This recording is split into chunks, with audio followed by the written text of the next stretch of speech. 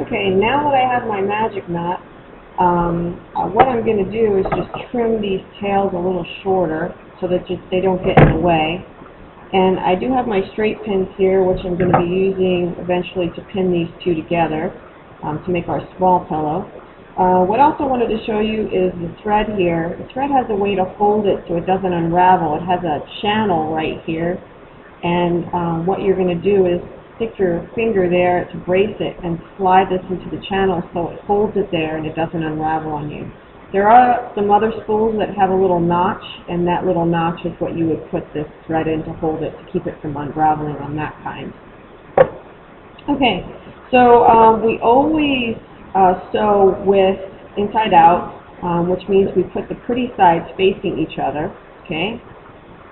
Pretty sides facing each other, with the right sides of the fabric facing each other. And we're just going to move it around and see if this is a good fit. We might have to turn this a little to see if it fits better in a different direction.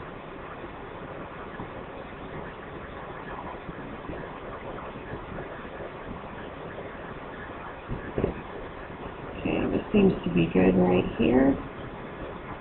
Check on this side. Okay, so what we're going to do is I'm going to show you the sewing on this purple by using this yellow thread, because it'll show up, the stitches will show up really well. And the first thing that you need to do is to take two pins and pin it. So you pin it inside the fabric and then pop it back out towards the center. Okay, and you need one more.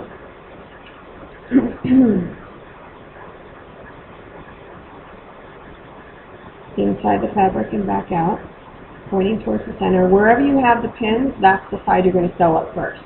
On the little pillow, you will stitch all the way around until you get to the the fourth side. You're going to sew half the fourth side up, and you're going to stop. The reason why you do that is so that you can leave a little piece open so you can turn it right side out. Okay? So we'll start off. We start off in this bottom corner where these two lines meet. And this is why we did our square template, so you would have a sewing line to follow. You come up through the bottom. Okay, we make sure it doesn't go through, and it doesn't because the knot is really good. And you're going to go back down to the bottom, pull it through, and you come back up, tiny, tiny little stitches.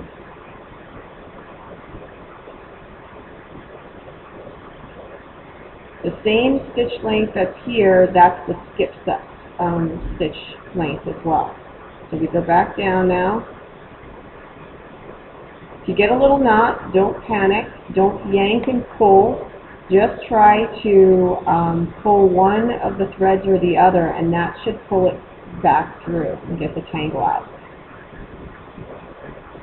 Okay, now if I was to go back down again, down here instead of back up, it would make a loop because you're on the downside. Whenever you're on downside, you have to come back up from that side.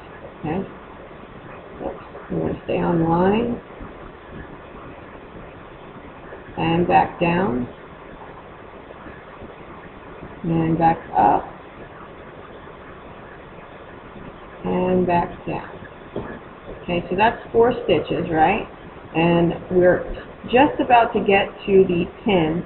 So because we're just about to get to the pin, I'm going to pull the pin out and move the pin to the next side I'm going to be working on. Okay. And I'm on the downside, so I got to come back up. And for every 3 to 4 stitches forward, you have to do a back stitch. Okay? Otherwise, if you don't do a back stitch and you continue to stitch, this is what's going to happen to your piece. You'll wind up with a little round piece, everything scrunched up. We don't want it to scrunch up. We want it to lock right there and keep those stitches nice and flat. So what I'm going to do is a back stitch. The back stitch goes right in front of this. See this last stitch? It goes right in front of it. Just put the needle down, and then you're going to go back up in front of it all to start your 3 stitches again. Okay? So 4 stitches, a back stitch, 4 stitches, a back stitch, and you keep doing that, like I said, all the way around. When you start to run out of thread and you only have about this much thread left, you're going to need to do what's called a tie-off knot. I'm going to show you what the tie-off knot looks like. Even though I have plenty of thread to keep sewing, I'm still going to show you what the tie-off knot looks like. Oh, and let me show you what happens now when I pull. It doesn't gather. See? That's how we know it locked in place and it's not going to scrunch up on us. Alright, so the tie-off knot, very simple.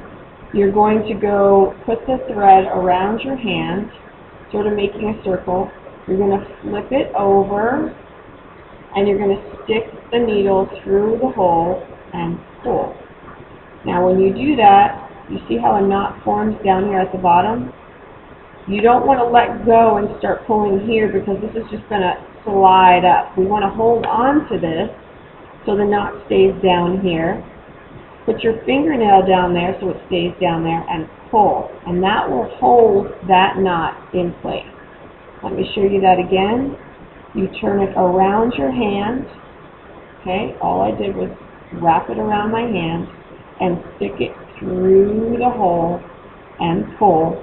And that knot that it creates, I put my fingernail down there and I pull, and that knot stays down there.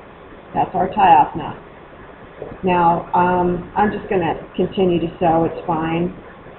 Now, for those people who want to sew quickly and efficiently, you will put your middle finger and your pointer finger, you'll fold the fabric within those two fingers, and you do something called a weaving back and forth. This is so you don't have to go up and down, and it's a little faster.